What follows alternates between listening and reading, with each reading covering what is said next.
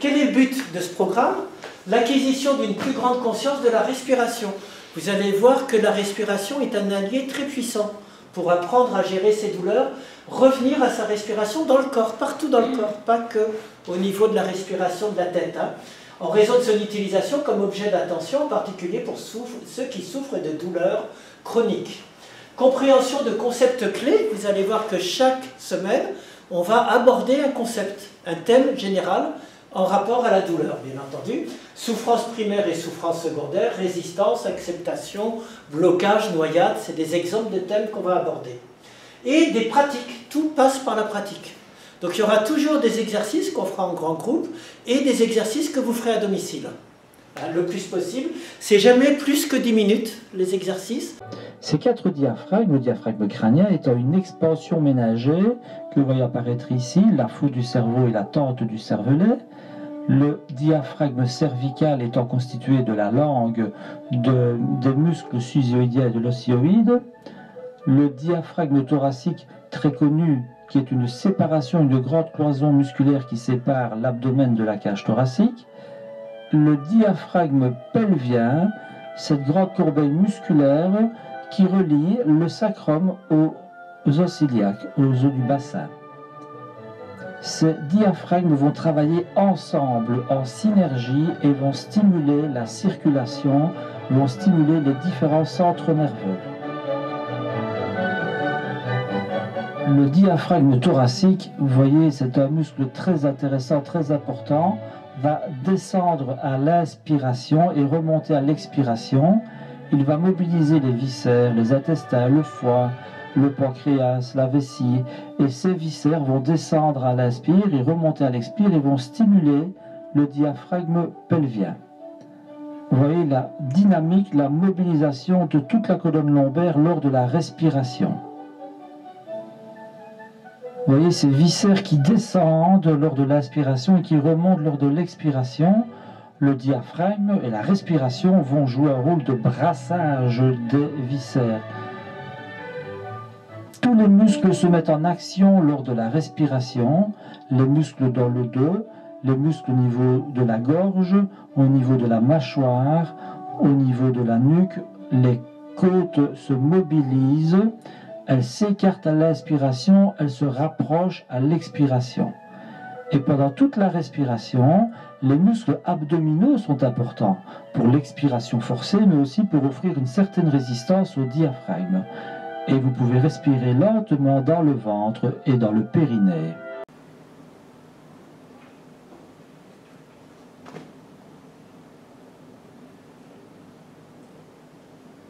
Juste essayer d'être en paix avec soi-même, dans son corps, comme il est.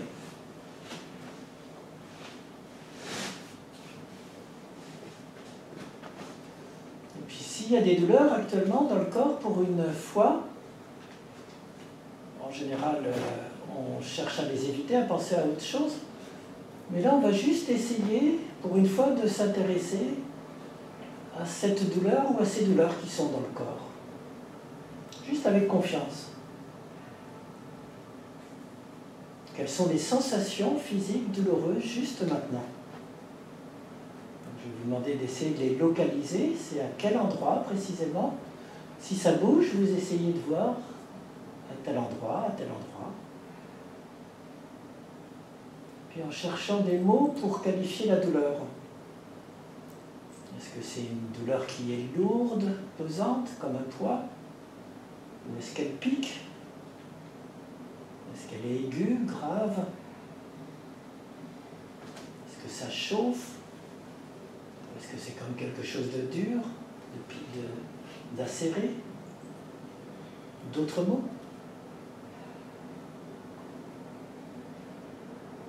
Est-ce qu'il y a des lancements brefs ou c'est plutôt lancinant, long en profondeur?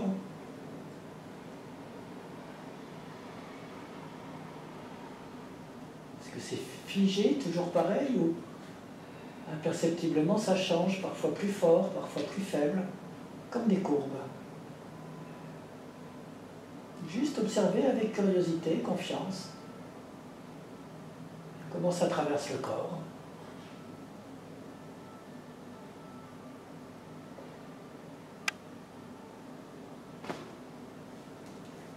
dans ce travail qui consiste à s'approcher doucement de ces douleurs, je vais vous demander de regarder également quelles sont toutes les pensées que vous avez eues pendant cet exercice, ou que vous avez encore maintenant. Je n'ai pas envie de me rapprocher de ma douleur. Encore elle. C'est toujours ça. Enfin, je ne sais pas. Tout ce que... Prenez conscience de tout ce que le mental rajoute, dit sur la douleur, dès que vous la sentez venir. Pas encore. Ça va faire ceci, cela. Ça me gêne trop, j'arrive pas à méditer. Juste prenez conscience de tout ce qui n'est pas de l'ordre de la douleur, mais qui en rajoute, qui la commente. Tout ce que je me dis, la petite radio intérieure, qui émet perpétuellement.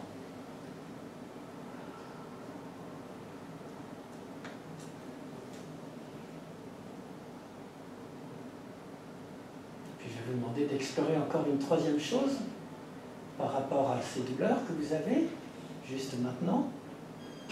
C'est les états émotionnels, affectifs dans lesquels ça vous met. Quelles sont les émotions par lesquelles vous avez, ou que vous avez traversées pendant cet exercice?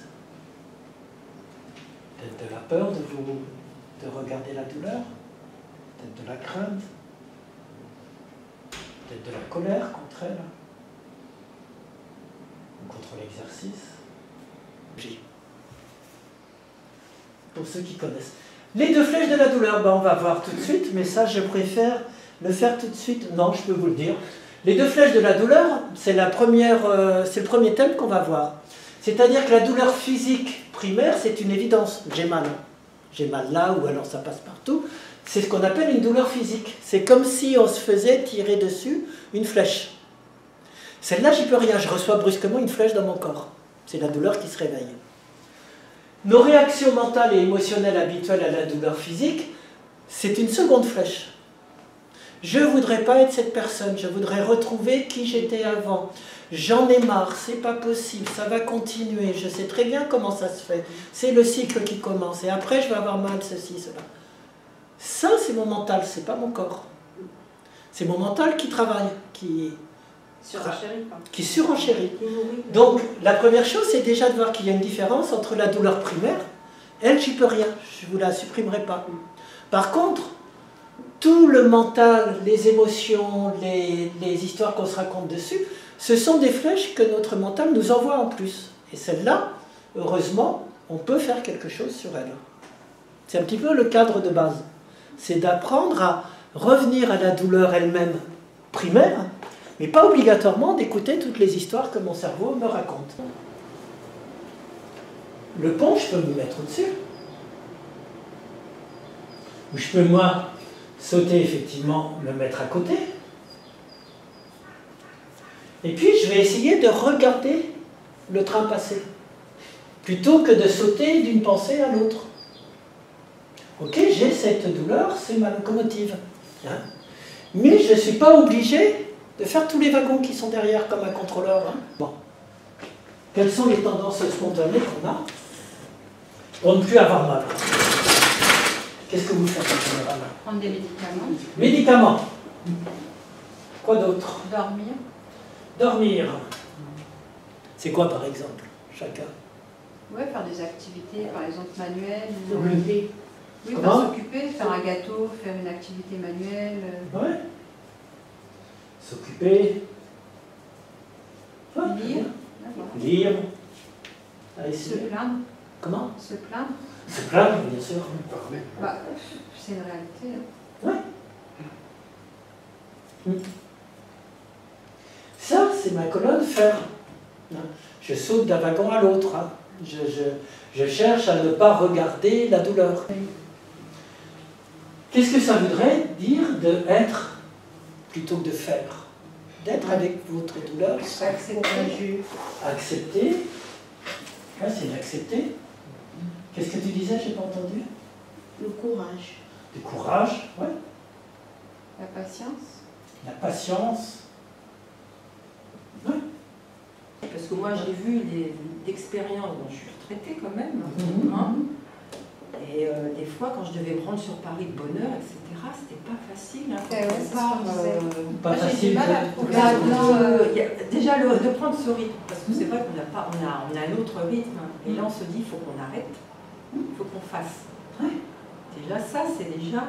Bien sûr. Mais c'est tout le Et travail je de la me pleine disais, conscience. on rentre le soir, on est fatigué. Moi, je l'ai surtout fait le soir avant de dormir, c'est ce que je c'est ça. disais. Ouais. Après la méditation, après la notion de prise de conscience de la douleur et de la respiration qui peut atténuer, ça m'est arrivé de le faire dans la journée pour permettre une forme de cohabitation entre les deux. Ce sont des suggestions, ce ne sont jamais des... Alors c'est toujours important, même ce que je dis comme guidage, ce ne sont pas des injonctions, ce sont des suggestions. Voilà, moi, je pensais Vous faites avec comme vous pouvez. D'accord. Ce ne sont pas des injonctions, c'est pas l'armée avec des choses. Et ce qui est important, c'est que si je me dis il faut que je le fasse, il y a toutes les chances que je le fasse pas. Non, c'est pour ça. Donc par contre, ce qui est important, c'est de se motiver. C'est-à-dire, quelle est mon intention? Par contre, essaye de te dire, tiens, pourquoi est-ce que j'ai pas envie aujourd'hui? Tu verras qu'il y a peut-être des résistances, on a tous des résistances. Tu essaieras de travailler un peu dessus.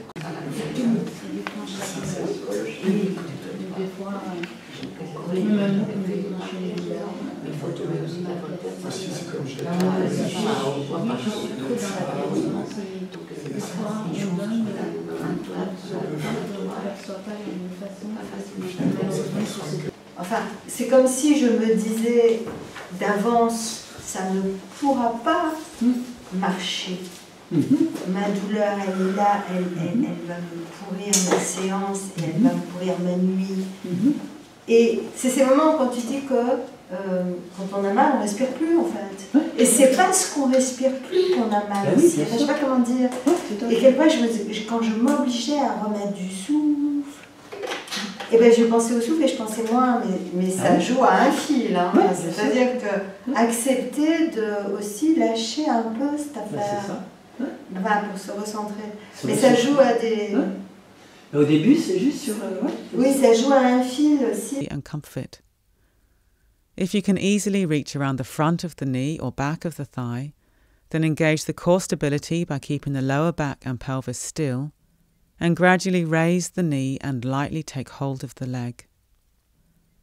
If this is going to be difficult in any way, then it's better to place a scarf, belt or strap behind the back of the thigh and gradually draw the leg up by drawing the scarf towards you.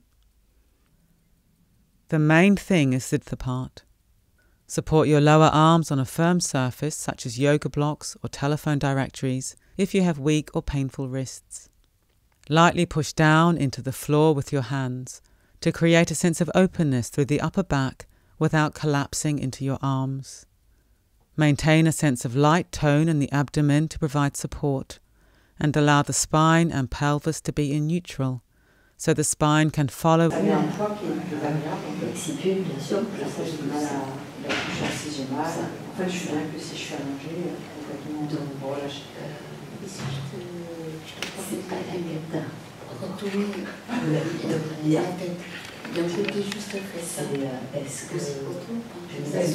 Là, ce qu'on essaye de travailler un peu, c'est pourquoi on a ces modèles qui reviennent sans arrêt, catastrophisants, etc.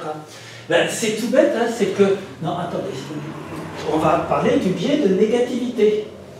Voilà. Pourquoi on a ça? Pourquoi on a toutes ces pensées? Parce que l'évolution nous a dotés d'un biais de négativité. C'est vraiment dans notre évolution. Comment on peut y échapper à ce biais de la négativité, hein, Oui, alors on va pouvoir relativiser, mais surtout, il y a plusieurs choses qu'on va voir. On va essayer de faire l'inverse aussi. Une fois que je suis plus obnubilé par ma douleur, que je suis plus scotché par elle, hein, ce qu'on a essayé dans les premiers cours, on va essayer de regarder qu'est-ce qui est agréable, même si j'ai mal. Cultiver le positif, le plaisir. Et pour ça, il faut arriver déjà à se déscotcher, bien entendu. On va essayer de vivre avec ce que j'essaie depuis le début dans les méditations sur la respiration, de voir ce côté fluidité de l'expérience de la vie qui est tout le temps en évolution. Ne pas être juste pris par les moments où c'est le plus aigu. Ben, j'ai aussi des moments moins aigus. Et là, je peux peut-être voir le positif et tout. Donc, avoir cette vision fluide de la vie. Et bien voilà, je vais vous donner votre exercice. Vous avez entre 5 et 10 minutes, on va se retrouver à moins 10. Vous allez chercher d'ici là, pendant 7-10 minutes, au moins 3 choses positives, agréables, que vous pouvez trouver. Que ce soit dans cette salle, vous pouvez sortir dehors. Ce qu'on va essayer de voir, on a vu comment longtemps sur le négatif, après essayer de chercher l'agréable. La semaine dernière, c'était essayer d'avoir cette perspective plus large. Il y a ce qui va et ce qui ne va pas. Hein, la quille du bateau dans l'océan. Hein. Et aujourd'hui, on va essayer de travailler sur se sentir connecté aux autres. Ça tombe bien avec tout ce que vous avez dit.